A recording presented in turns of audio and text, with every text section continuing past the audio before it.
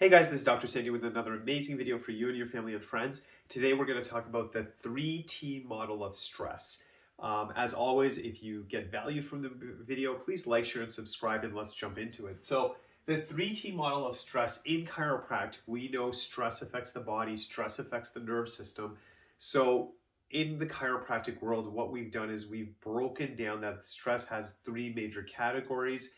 And I think the more you can understand this, you'll start to understand your body, you start to understand what affects the spine, the nerve system, what affects your health. So this is going to be a very powerful video, so please pay close attention. So there's three major categories that we look at in chiropractic when it comes to stress on the body and specifically stress on the nerve system.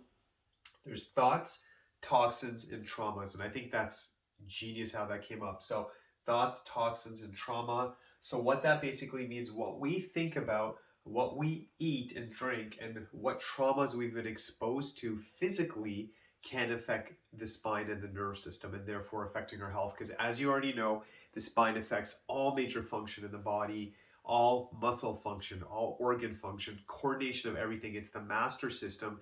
So if you have a healthy nerve system, you will have a healthy body. If there's stress on the nerve system, the body breaks down. So we obviously want the highest level of health. So let's get into some specific examples. So as I said in the profession, they came up with these different categories. So the first one is thoughts. So that is basically saying what you're thinking about actually affects the nerve system, what's going on in your life.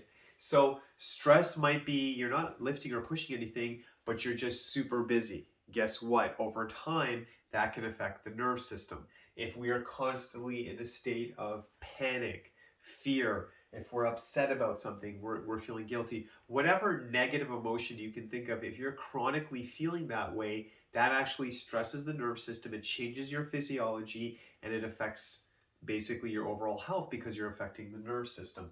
And this might be something related to your work. Maybe work has been demanding.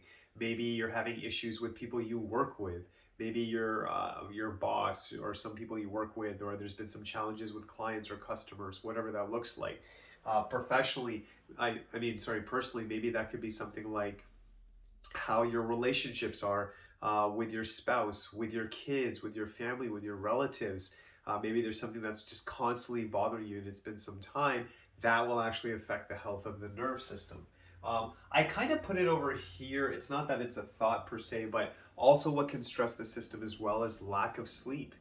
And here's where I want to start to put this together. So if someone is going through a lot of emotional stress, eventually it may show up like a headache because there's been stress at the top part of the spine. If someone's been under a lot of emotional stress, they may suddenly get back pain or shooting pain going into the leg. And it could be like, wow, this came out of nowhere. How could this happen? The body is stressed. It's tense. The nerve system is just in this constant state of tension. And over time, you can just choose a part of the body. It can cause a breakdown in certain areas. So in chiropractic, we want to make sure that we correct the spine, we maintain the spine. We want to make sure the brain-body connection is healthy and strong so you can be healthy and strong. So that's one category. So what's the takeaway from that? Find ways to relax. Maybe for you, that's prayer, meditation, going for a walk, doing deep breathing exercises, whatever that looks like for you, journaling, painting, drawing, whatever that looks like for you, taking that time to say, you know what, I need to make sure, and it's not even a choice, for my mental health, for my mental well-being, for my nerve system, I need to do things to just relax. I need things to refresh and recharge, read an inspirational book, listen to something inspirational on YouTube. Whatever that looks like for you, you got to take care of that mental well-being so the spine and nerve system is healthy. It's critical. There's no option. We got to make time for it. Number two category is toxins. So what that's saying is what we're eating and maybe what we're not eating, or the healthy things we should focus on, does affect, again, the health of the nerve system and spine. So if your diet is a lot of fast food, I'm talking like every day fast food, a lot of processed food, a lot of sugary food, very rich food, which, hey, I'll be honest with you guys, like I like to have a little bit of a treat on the weekend. I like those things, but I think if you eat it daily, I think that's going to be hard on the body. It's going to be hard on the nerve system. It's very inflammatory. The body has to work harder. So we want to avoid those things because, again, stress on the nerve system. Alcohol. You might be listening to this. So if you drink daily, maybe you just drink every weekend, but you're drinking like heavy amounts, that will affect your body. It will obviously affect your health. Now, as I share this with you too, you know that everything is moderation and balance. So if someone came to me in poor health, they really just want to get better and they drink all the time, I would probably start with saying, let's stop all drinking if possible, or massively reduce it until we get your health back in order. Then we can reevaluate. Now, if someone's in good health, I think an occasional, alcohol once in a while, okay, that's fine, but you have to see where you are at the spectrum. What are your goals? But just remember, if you're looking to improve your health, less alcohol will improve your health and it'll improve the nerve system.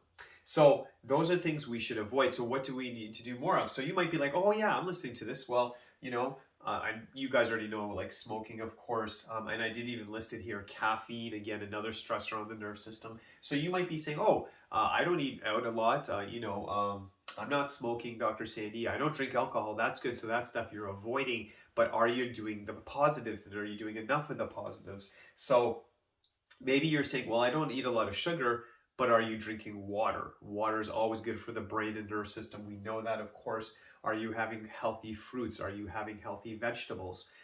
Those are critical. So you might be saying, okay, I don't do that negative stuff, but are you doing enough of the good stuff? That's where you start to really build that power in the body, get a stronger system, a healthier nerve system. So we want to avoid the bad stuff, but make sure you have the good stuff in your life. So that can also affect the spine and nerve system. And then the last category would be trauma. So this is, I think, innately, I think people can understand this, that of course, that makes sense that if I have a slip or a fall, if I'm playing sports or if I'm in the gym and I injure myself, that makes sense. So those would be called something called macro traumas. Those are big events and that makes sense. Maybe years ago you got in a car accident, maybe you got some therapy or something, but it never got properly taken care of and properly healed. That would obviously affect it. But then micro traumas are the people who are sitting all day in front of the computer, driving all the time, people who drive trucks, taxi drivers, Uber drivers, delivery people. Also, if you're sitting all day, like I said, in front of the computer, how about if you just sit all day with your phone, which we're seeing a lot with students now, the younger generation, very hard on the spine, all day just looking like this. If we don't have good ergonomics, we're sitting like this all day, very hard on the nerve system, very hard on the spine, affecting our posture, obviously.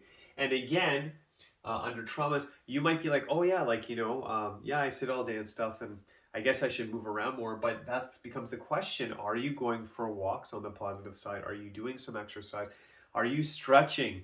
And if if you're my patient right now and you're watching this, I'm always going to remind you and try to hold you accountable. You have to stretch. The body likes mobility. It's designed to move. And if you're willing to make that investment in time and energy and movement and stretching and taking care of your body, taking care of your spine with regular chiropractic, you can have a great life. You can actually get older and have a good quality of life, opposed to, I think a lot of people just feel, oh, I'm 30 now and I'm 40 and I'm 50 and I'm supposed to, fall apart. That's not the way it is. You're supposed to actually take care of yourself as you get older. Of course, we all have X amount of years, but whatever years we have, let's have the best quality of life. Let's take care of ourselves. Let's take care of the most critical system in the human body, which is the brain and nerve system, through chiropractic. And let's have the best quality of life, because whatever years we have, we deserve to be full of energy, vitality, sleeping well, energetic, thinking clearly. That is the message of chiropractic. We are into high performance. We also want to help people, yes, when they're suffering, but once they're stable, high performance, maintain that health. Not just take care of someone, wait till they fall apart, take care of them again. And yes, we have people like that, but there's a better way to live. Yes, if the body goes through a challenge, help the body and then maintain it. We brush our teeth every day. Hopefully we're stretching all the time. We're exercising all the time. You eat good throughout your life. The spine also needs to be taken care of so you can have the best quality of life possible. So implement these tips. It really makes a difference. You're amazing. You guys already know that. God bless you. And I'll be here next week with another video. Thank you so much.